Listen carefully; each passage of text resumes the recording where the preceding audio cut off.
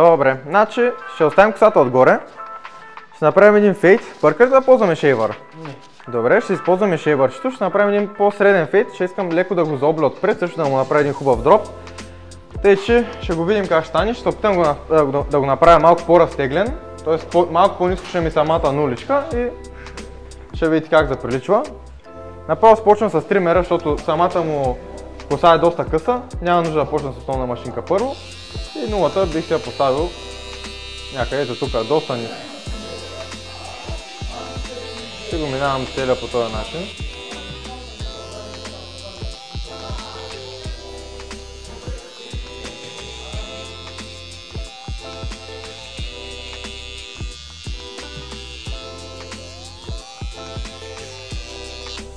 Ще мина от тази страна. Пускам си го дропа тук. И-образен, не е остър. Защото няма да си добре при неговата прическа. Така. Ще мина сега с шейвъра. Един пръст почти, даже половин пръст горе-долу под линията. Ще си оставя място за шейвъра да си го прилея. Почвам с въртеливи движения. По-косама срещу косама, с цел да се прилива по-лесно. Гледам да не го натискам твърде много, защото лекичко му е по изрината главата, има пъпчици.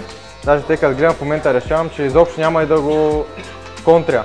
Ще го направя само по-косама. По този начин пак ще е малко по-къса, ама няма да е баш обръснато на 100%, ако го контрим все едно.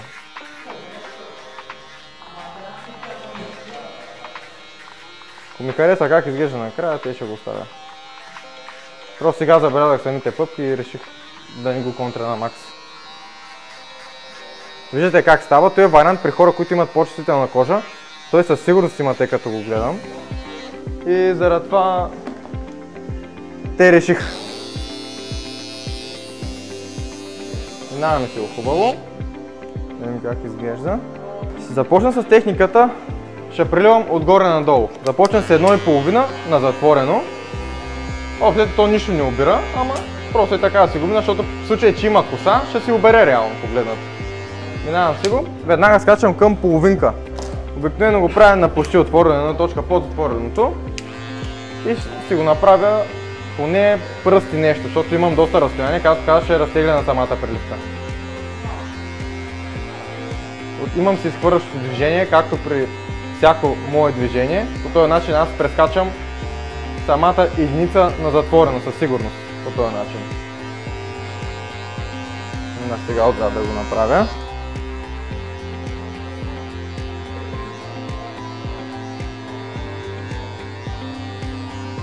Така, от тук аз ще си оправя фейда първо отгоре, който е тук се вижда самата линейка, тя е едно на отворено. Ще затворя на половина, защото виждам, че самата линия не изсветлява толкова много, заради това трябва да се затворя малко. И според мен за сега е добре, ще се върна за всеки случай с 1,5 на отворено.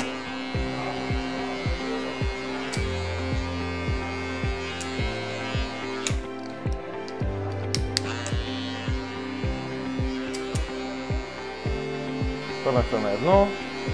Така. От тук сега ще продължа да затварям самата половинка, правя го директно на половина затворено. И обзето си преливам самата линия, която ми е най-отдолу. Това е начинът, по който най-бързо да си направим тази преливка. Тук гони ми време в момента. Затварям напълно, минавам почти пръст, с цел аз да се вкарам още един номер, който имам, без приставка на нож отворен до затворен.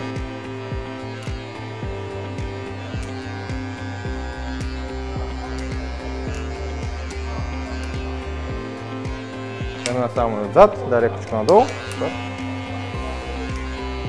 Отварям се напълно, отварям малко по-нагоре бутам, отварям напълно и в момента вече съм си оставил някакво място, с което да се прилея нож отворен. От тук аз мога да премина през всяка стъпка с всяка точка, но аз направо ще направя на половина и директно атакувам линейката, която е най-отдолу. Почиствам с фейд бръша, за да виждам, защото тук са много малки дължини и веднага някаква коса, която падне ми пречи да виждам. И виждате самата линейка как веднага започва да си изсветлява. Отварям малко, бутам една идейка по-нагоре. След малко ще затворя почти напълно. Една точка над напълно затворено. И ще бутна пък най-ниско.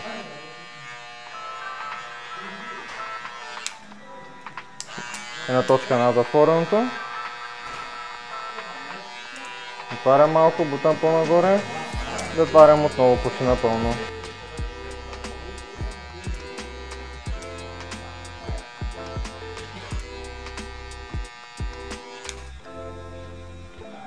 Така, само дигни леко главата. Отварям напълно. Виждам някакви проблеми, някъде ми седи по-тъмно, където виждам, започвам да го работя веднага. Леко ъгълчетата вкарвам, затворя съм една точка над отвореното. Минавам с половинка на отворено почти и започвам отново отгоре надолу, лека по лека да затварям и се надявам да почва да си изсветлява самата зона, която надразни. Понеже самия фейк миналия негов е бил доста по-висок, тук аз нямам толкова дължина, така че трябва да се съобразявам. Може самия ми фейк ще стигне до тук.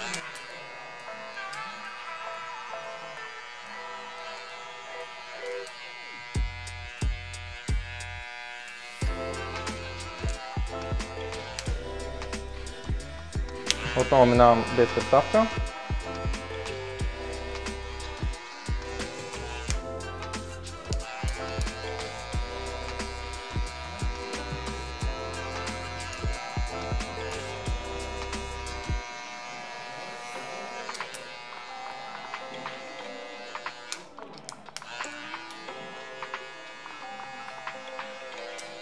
Следващото си работя.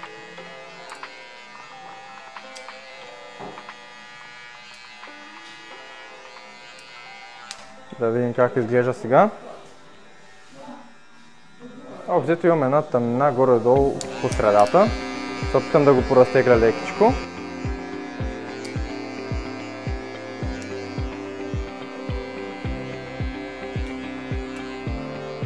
И сега мисля, че ми е окей.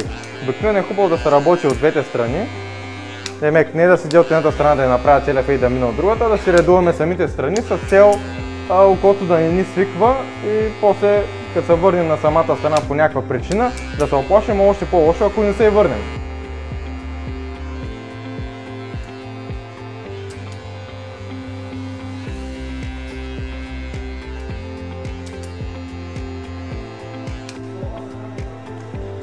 Сега ще мина към засичането на периталния триъгълник. Там по този начин и гледам да не го сдобвам твърде много. Разбира се, трябва да ми е засечено, но не търся да е половин пръст добнато и общо взето след около 2 дена да започва да му израства, да не му допада. Правим се отдолу хоризонталната част на периталния триъгълник, така наречения сикъп.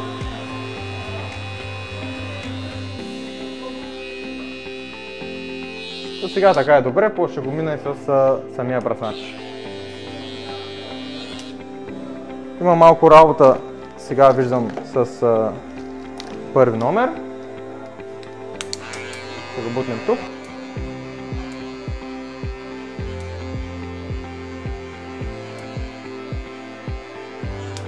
И сега ще взема и половинката, защото трябва малко да го разтегля.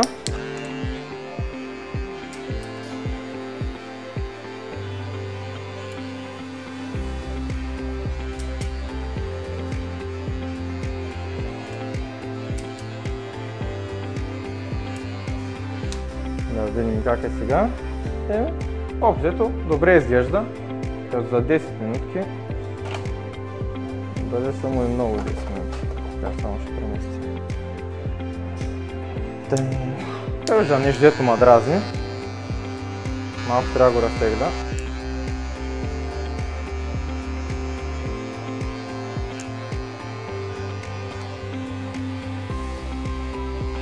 Ще използвам малко огледалото.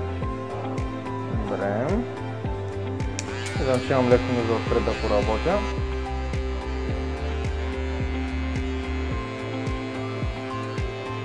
Има доста работа за детайл да се работи, но това е и причината, защото самата техника Нали, това ми е целта, защото самата техника, тя много бързо стига до там, аз да трябва да работя с детайлите. Не трябва да се занимавам супер много време, докато стигна до тук. Ето точно 10 минути ми, аз вече съм готов с тази страна и бих казал, че изглежда на едно много добро ниво, където дори така да оставя, ще е добре.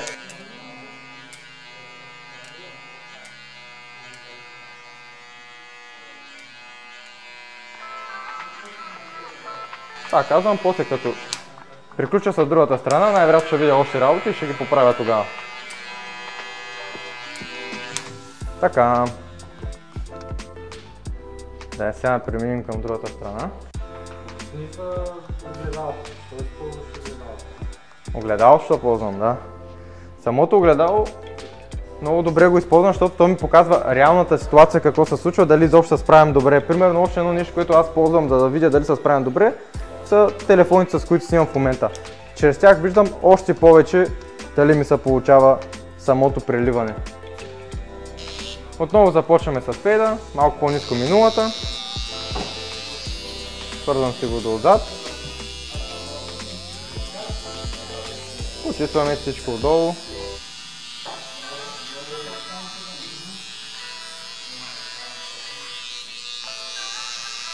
Бутам си уход надолу. Гледам хубаво да се обрани косъмчетата около ушите.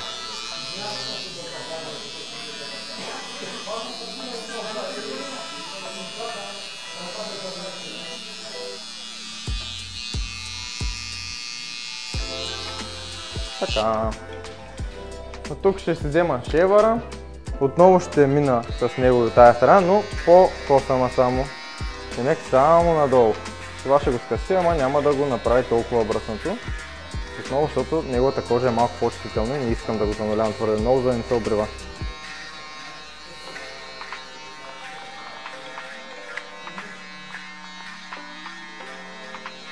Така. Започваме сега с 1,5. Миналия път видях, направо ще започна с едно отворено, защото самия фейт е бил доста висок, както казах преди това. И почти нищо няма да промени. Едно отворено започвам. Имам тук и отзад. Преминавам сега към половинката, една точка под отвореното. И фликвам смело пръсти нещо. Виждате, че се създава някаква лека линийка отгоре, ето тук. Ще отворя на максимум и ще пробвам да я премахна сега, ако не стане, ще я премахна с първи номер присавката.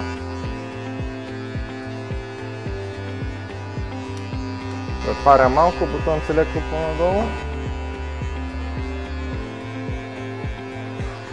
От тук затварям наполовина. Почти пръст минавам.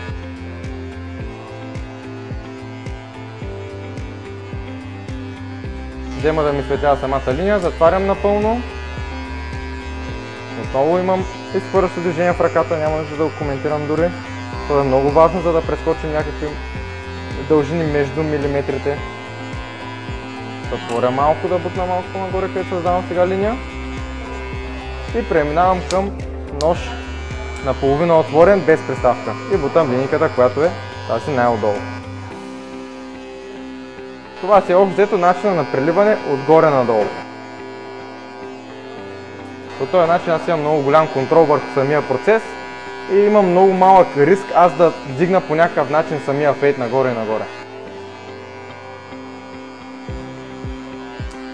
Затварям една точка, демек в момента съм затворено една точка над него и се бутам най-долу, където виждам самата линийка. Затварям напълно и бутам баш най-ниско. Супер внимателно, защото сега е момента аз, който мога да дигна самия фейт. И се връщам към половинка, една точка над отворено и бутам в момента малко по-нагоре. Виждам, че ми се получава самата приливка. Все още не съм погледнал дали на телефон, дали на огледало как се получава, ама сега ми изглежда добре. Отварям напълно, бутам малко по-нагоре. Отварям почти. Се взема фейт бръша, защото отново ми се позамаза самия фейт от косъмчета, които вече са постригани. Почиствам си и в момента виждам, че имам още работа, особено в предната част на самия фейт, към темпоралния триъгълник. като цяло в длъбнатината тук.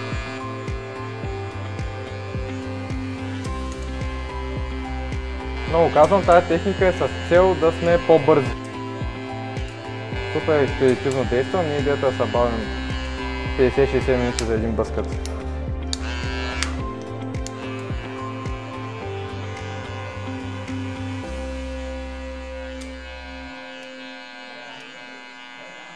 Там дигни леко, супер.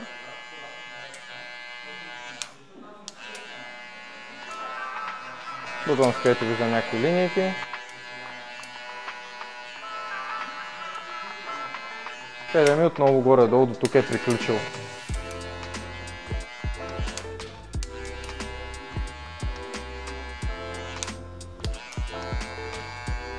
На нож затворен съм, бутам най-долу лекичко.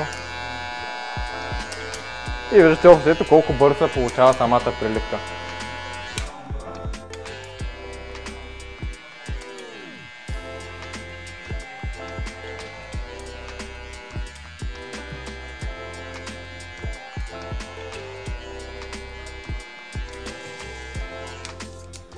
Минавам към половинката и според мен за сега е добре.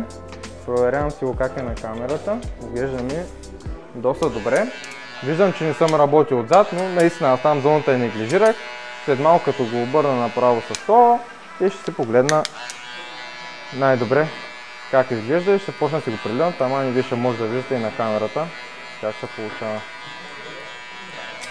Бутвам с едно на отворено към затворено тук.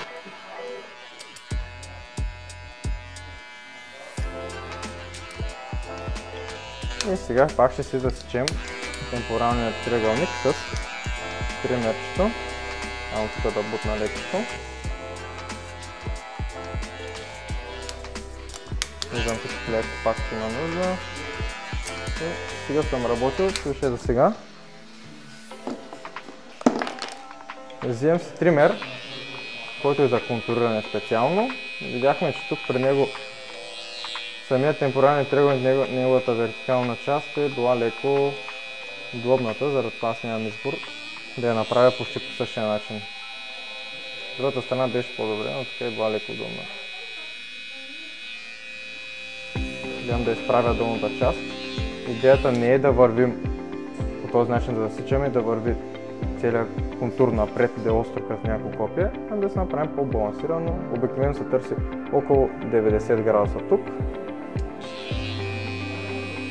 За това си го изпълвам леко, където тук отгоре нищо, че няма толкова много. Аз не вдлъбвам повече. Отново казвам, не търся най-феноменалните контури на цената на прическата да не издържа повече от 2-3 дена. Да се тук отгоре лекичко, отново не търся да вдлъбвам, много леко, по-натурално. И ще си преминем сега към косата отзад.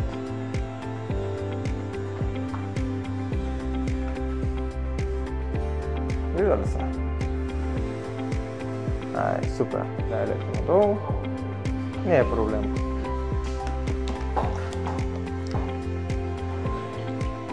Тук имам работа с 1,5. Със сигурност имам работа с нож отворен. Това, което виждам до сега. Започвам да си ги работя. И осветля лекичко с 1,5 отворено. Затварям наполовина, минавам малко по-надолу, където виждам винника. Затварям напълно и минавам още по-надолу. Преминавам към долната приставка едно на отворено. Затварям на средно отворено. Това е колко бързо преминавам през самите дължини. Аз в момента, в който видя, че машинката ми светли колкото ми трябва и не може да изсветли повече с конкретния номер, веднага или смъквам надолу, демек затварям самата ръчка и правя по-къс дължината, или директно, ако съм затворил вече на максимум, преминавам към по-ниската приставка. Ето, виждам, че тук повече нямам какво да правя. И в момента най-долната линия, която виждам, че трябва да оправя, е тази с нож отворен. Взимам си фейд бръша. Възможно е да ми трябва и половинка, но ще видим дали стане без нея. Наполовина отворено съм сега. Отварям напълно. На точка над отвореното.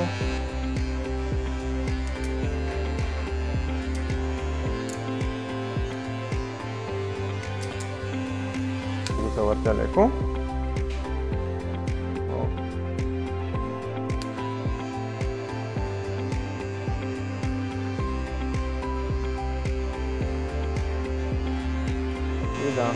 ще ми трябва малко половинка. Вземем с половинката. Почвам от отворено, затварям на половина, защото видях, че отвореното ми върши работа до тези пак. Затварям малко бутон, малко по-нагоре, затварям почти напълно, бутон най-отдолу. Взето виждате каква е методологията, с която си върша работата. В случай, че бутам с някаква приставка, ако не става, веднага смъквам надолу и чакам да видя момента, в който или ще чуя, или ще започне да изсветлява лека по лека.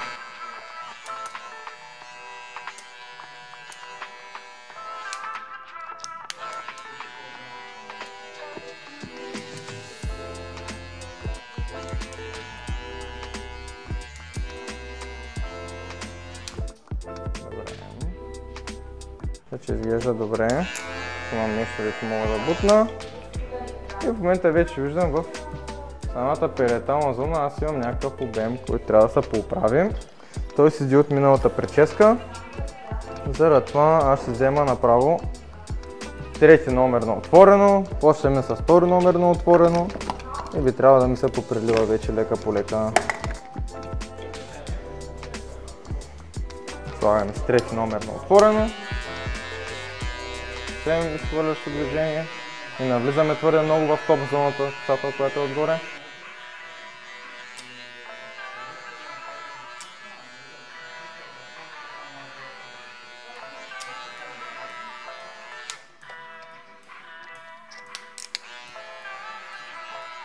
Вена отворено.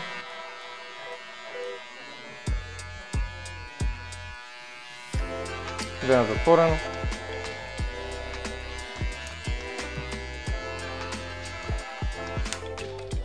И сега ще вземем 1,5 на отворено.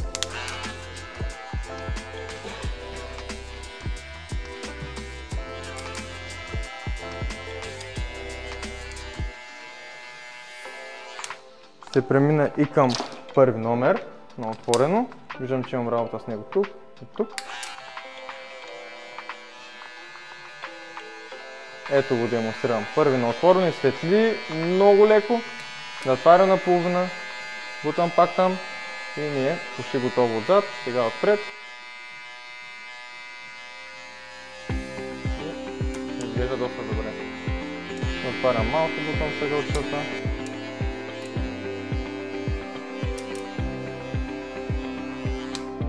И така ми изглежда доста добре. Виждам, че имам нужда да поработя малко.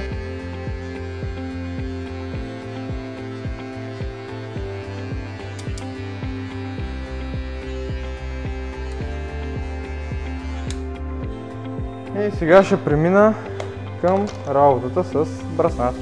Че съм сигурен, ми се бръснача. И започваме работа с бръснача, който ще си го мина от тук на вертикалната част на периеталния триъгълник и на хоризонталната, където ще се опитам да направя някакъв много лек сикъп контур.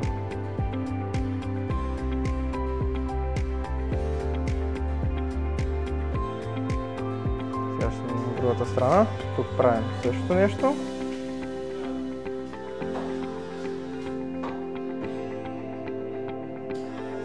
Опъвам кожата с пръста си точно срещу място, където ще бръсна. И само с плъзгащо движение. Това ми изглежда доста добре. Само дай главата надолу леко. Тук виждаме. Лекичко само ще го засека по средата. Разбира се, аз мога да направя перфектна черта, но няма абсолютно никакъв смисъл да го довам толкова, при положение, че ще издържи точно 3 дена. Нищо няма прилича после. Тук ще го засека съвсем леко и това ми е. Лично аз препоръчвам да не се престарават с изсичанията при конкретно този тип лизнати коси. И общо взето, това ми е прическата. Съвсем набързо. 27-8 минути с записването. Си го почистим. Това е без никакви бои, гримове, бели моливи. И си абсолютно как се изглежда самата прическа. Веднага след като съм я постригал, дори не съм го измивал, нещо да има. Това е. Няма бебешка пудра да изглежда по-бяло. Нищо не сме правили, няма бои, нищо. Ако ви е било интересно, можете да пишете в коментарите, ако имате някакво желание да направя някаква друга прическа, веднага ще ви я направим. Това беше от мен за днес. Чао!